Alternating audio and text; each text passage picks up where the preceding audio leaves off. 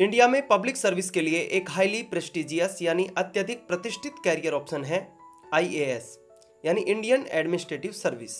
IAS officer government of India की executive branch में permanent bureaucracy के रूप में काम करते हैं। गवर्नमेंट की इलेक्टेड बॉडीज द्वारा लिए गए डिसीजंस को Indian administrative service and allied service द्वारा इम्प्लीमेंट किया जाता है। चूँकि आईएएस ऑफिसर बहुत सारी रेस्पॉन्सिबिलिटीज़ को हैंडल करते हैं, इसलिए गवर्नमेंट के द्वारा इन्हें बहुत सारी पावर्स एंड प्रिविलेजेस भी दिए जाते हैं। तो हेलो गाइस, आप देख रहे हैं टॉर्क मोटिवेशन और आज की इस वीडियो में हम बात करने वाले हैं आईएएस ऑफिसर्स की पावर्स एंड ड्यूटीज़ के बारे में। इंडियन एडमिनिस्ट्रेटिव सर्विस यानी आईएएस एक ऑल इंडिया सर्विस है। ऑल इंडिया सर्विस में 3 सर्विसेज आती हैं। आईएएस यानी इंडियन एडमिनिस्ट्रेटिव सर्विस, आईपीएस यानी इंडियन पुलिस सर्विस, आईएफएस यानी Indian forest service. All India service के officers government of India, central government और स्टेट गवर्नमेंट दोनों में सर्व करते हैं।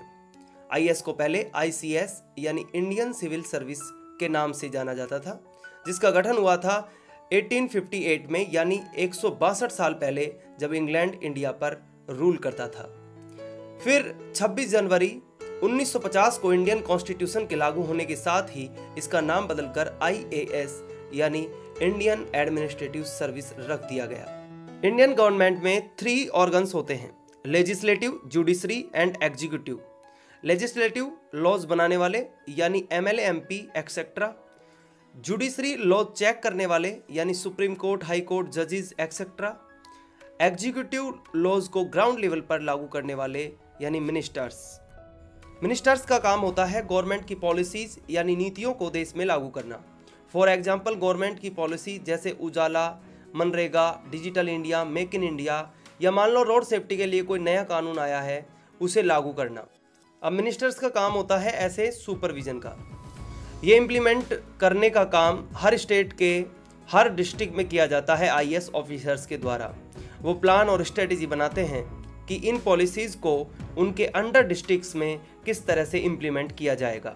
तो बेसिकली जिस एमएलए और एमपी को हम 5 इयर्स के लिए इलेक्ट करते हैं, जो टेम्परेरी कुछ टाइम के लिए मिनिस्टर्स बनते हैं, वो ऑर्डर देते हैं हमारे डिस्ट्रिक्ट्स के आईएएस ऑफिसर्स को, जो कि एक परमानेंट गवर्नमेंट बॉडी होती है या परमानेंट गवर्नमेंट ऑफिसर होता है। इसलिए आईएएस ऑफिसर को सिविल सर्वेंट भी कहा जाता है।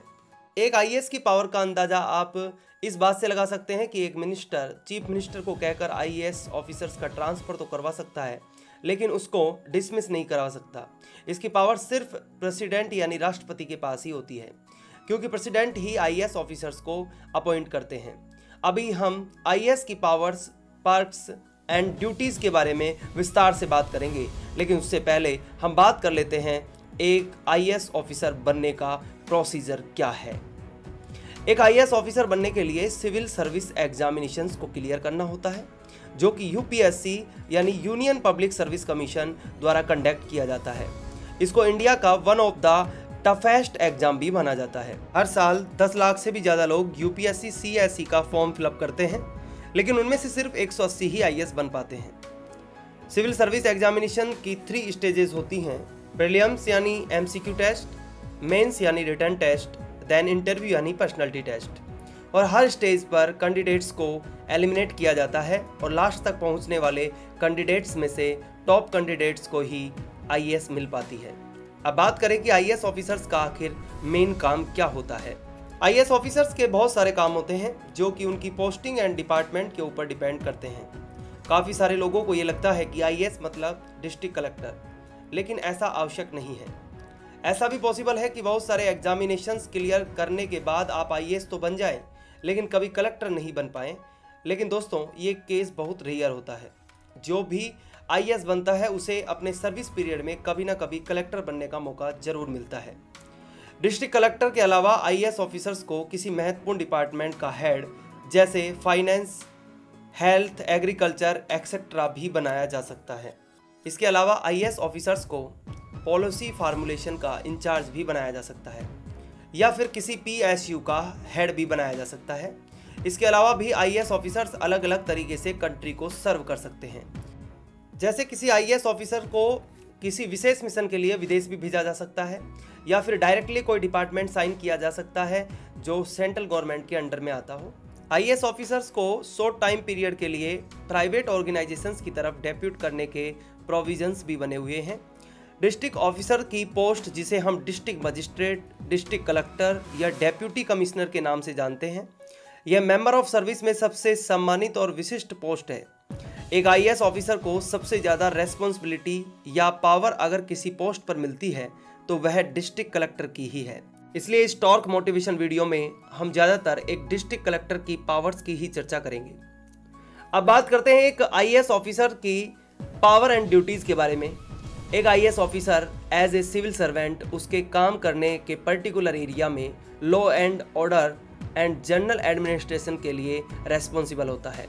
जैसे जैसे आईएएस ऑफिसर का कैरियर आगे बढ़ता है वैसे वैसे उनके फंक्शंस एंड रेस्पॉन्सिबिलिटीज़ भी चेंज होती रहती हैं। करियर के बिगिनिंग में आईएएस ऑफिसर्स स्टेट के एडमिनिस्ट्रेशन को सब डिविजनल लेवल पर ज्वाइन करते हैं और as a sub divisional magistrate general administration and development के काम के साथ साथ अपने एरिया के लॉ एंड ऑर्डर को भी कंट्रोल करते हैं। डिस्ट्रिक्ट लेवल पर आईएएस ऑफिसर्स का काम होता है डिस्ट्रिक्ट अफेयर्स को संभालना। एक आईएएस ऑफिसर की उसके एरिया में responsibility electricity, water supply, hospitality, school etcetera से रिलेटेड कोई भी प्रॉब्लम हो या उनके जैसी जितनी भी सिटीजन्स के लिए सर्विस एक डिस्ट्रिक्ट में आती है उन सभी से रिलेटेड कोई इश्यू हो तो उन सभी का समाधान करना और डेवलपमेंट स्कीम को इम्प्लीमेंट करना। एक आईएएस ऑफिसर का काम होता है गवर्नमेंट के डेली अफेयर्स को संभालना, जैसे मिनिस्ट्री के साथ बातचीत करके पॉलिसीज़ को फ्रेम और इम्प्लीमेंट करना और उन इम्प्लीमेंट की गई पॉलिसीज़ को सुपरवाइज करना, और जहां पर उन पॉलिसीज़ को इम्प्लीमेंट किया जा रहा है उन प्लेसेस पर टाइम टू टाइम विजिट करके चेकिंग करना कि काम सही हो रहा है या नहीं। जो पब्लिक फंड का पैसा है वो सही तरह से पॉलिसीज़ के हिसाब से बांटा जाए, इसकी रेस्पॉन्सिबिलिटी भी आईएएस ऑफिसर की ही होती है। अब बात करते हैं एक आईएएस ऑफिसर की पावर से रिलेटेड लॉज के बारे में। कोड ऑफ क्रिमिनल प्रोसीजर 1973 के सेक्शन 107, 108, 109, 110, 133, 144 एंड 176 के तहत डिस्ट्रिक्ट मजिस्ट्रेट को लॉ एंड ऑर्डर मेंटेन करने के लिए पावर्स दी जाती हैं। टेनेंसी एक्ट के अकॉर्डिंग एक कलेक्टर को रेवेन्यू से रिलेटेड भी पावर्स मिलती हैं। नेशनल डिजास्टर मैनेजमेंट एक्ट के according chief secretary and magistrate को डिजास्टर रिलीफ ऑपरेशंस को चलाने की पावर्स दी जाती हैं। जैसे बाढ़ या प्राकृतिक आपदाओं के समय रिलीफ ऑपरेशन सब आईएएस ऑफिसर्स की निगरानी में ही रन करते हैं। Arms act, drug license, essential commodities act के अकॉर्डिंग आईएएस ऑफिसर्स को अलग अलग सिचुएशन में इनके खिलाफ एक्शन लेने की पावर होती है। इसके अलावा आईएएस ऑफिसर्स किसी भी डिस्ट्रिक्ट के अंडर आने वाले hospitals, electricity department, water supply department, land resource department, agriculture department etcetera के हेड को बुलाकर जवाब मांग सकते हैं कि क्या, कैसे और क्यों चल रहा है, और उनकी अकाउंटेबिलिटी भी तय कर सकते हैं। और अगर उन्हें लगे कि काम सही से नहीं हो रहा है तो उस पर एक्शन भी ले सकते हैं। आईएएस ऑफिसर्स इतने पावरफुल होते हैं कि उनके अपने एरिया में चल रहे किसी भी कंस्ट्रक्शन को आसानी से रुकवा सकते हैं, इसलिए कोई भी कॉन्ट्रैक्टर उनसे पंगा नहीं लेना चाहता। ये तो मेन लॉज हैं जो आईएएस ऑफिसर्स की पावर में आते हैं। इसके अलावा करीब 300 अलग ऐसे कानून हैं जो केस टू केस इनकी पावर्स को डिफाइन करते हैं। आइए बात करते हैं आईएएस ऑफिसर्स की सैलरी एंड बेनिफिट्स के बारे में। 7 पे कमीशन के इम्प्लीमेंटेशन के बाद सिविल सर्वेंट्स को इंडिया में एक ठीक ठाक पैकेज मिलता है। आईएएस ऑफिसर की स्टार्टिंग बेसिक सैलरी है अराउंड ₹50,000 to 55,000 पर मंथ, साथ में TA, DA, HRA extra. IAS officers को हालांकि टेक होम सैलरी इतनी नहीं मिलती, लेकिन एक आईएएस ऑफिसर को गवर्नमेंट की तरफ से बहुत सारी फैसिलिटीज़ और बेनिफिट्स मिलते हैं। जैसे गवर्नमेंट एक आईएएस ऑफिसर को जिस कैडर में वह पोस्टेड है वहाँ के वीवीआईपी एरिया में एक बंगलो देती है, साथ ही साथ कुक, गार्डनर, होम हेल्पर भी देती है।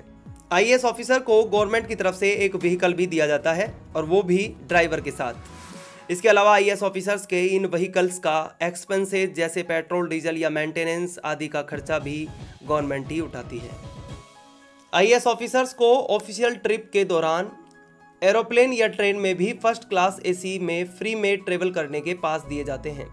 इसके अलावा आईएएस ऑफिसर्स को फ्री में इलेक्ट्रिसिटी, केबल, इंटरनेट कनेक्शन जैसी फैसिलिटीज़ भी मिलती हैं। साथ ही साथ बीएसएनएल का एक लैंडलाइन कनेक्शन और ब्रॉडबैंड कनेक्शन भी फ्री ऑफ कॉस्ट मिलता है।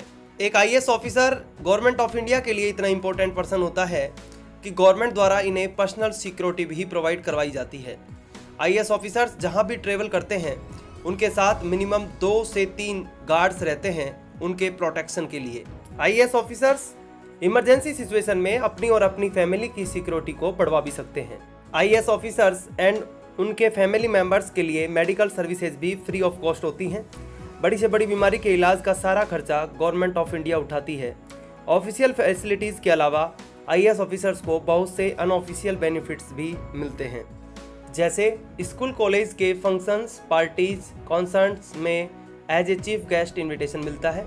सेम स्टेट में यदि क्रिकेट मैचेस हों तो उनके वीवीआईपी पासेस भी मिलते हैं। और अब यदि एक आईएएस ऑफिसर की डेली लाइफ की बात करें तो एक आईएएस ऑफिसर जो फील्ड में पोस्टेड है उनका टिपिकल डे शुरू होता है सुबह 9 बजे से, जिसके बाद डेली रिपोर्ट्स को एनालिसिस करना, डिपार्टमेंट एंड डिस्ट्रिक्ट को सुपरवाइज करना, अलग अलग एरियाज़ में विजिट करके उनकी डेवलपमेंट एक्टिविटीज़ को रिव्यू करना, एक्सेट्रा। ये सारी एक्टिविटीज़ कई बार देर शाम तक या कभी कभी तो पूरी रात भर चलती हैं। चूँकि पूरी डिस्ट्रिक्ट की सिक्योरिटी की जिम्मेदारी डिस्ट्रिक्ट मजिस्ट्रेट की होती है, इसलिए इमरजेंसीज जैसे natural disaster, rights protest etcetera के दौरान एक आईएएस ऑफिसर को कंटिन्यूसली रिलीफ टीम के साथ कोऑर्डिनेट करने के लिए ऑफ ड्यूटी आवर्स में भी काम करना पड़ता है। आईएएस एक बहुत ज़्यादा चैलेंजिंग सर्विस होती है। ये कोई नॉर्मल जॉब की तरह नहीं है, बिकॉज इसमें ऑफिसर्स को सिर्फ काम ही नहीं, लोगों की रेस्पॉन्सिबिलिटीज़ भी मिलती हैं।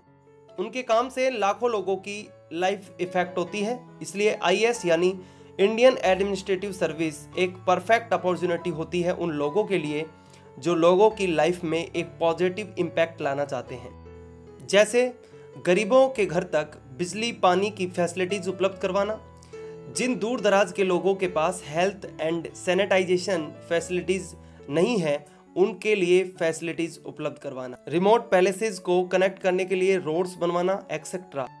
चूँकि प्यारे दोस्तों, ज्ञान अनंत है और जानकारी सीमित, सो इस वीडियो को यहीं पर फिनिश करने की आपसे इजाज़त चाहते हैं, परंतु उपयोगी जानकारी आप तक पहुंचाने का यह सिलसिला आपके प्यार के साथ यूं ही बरकरार रहेगा। और हाँ, चैनल तो आपने सब्सक्राइब कर ही लिया होगा। अब यदि आईएएस ऑफिसर्स की पावर एंड ड्यूटीज़ की जानकारी से भरी ये वीडियो आपको अच्छी लगी हो तो एक लाइक भी कर देना और अपने दिलों में टॉर्क मोटिवेशन की ये आग यूं ही जलाए रखना। तब तक मैं आपका दोस्त YK मिश्रा विदा लेता हूं, एक ऐसी ही जानकारी से भरी नेक्स्ट वीडियो के साथ उपस्थित होने के वादे के साथ। जय भारत, जय हिंद।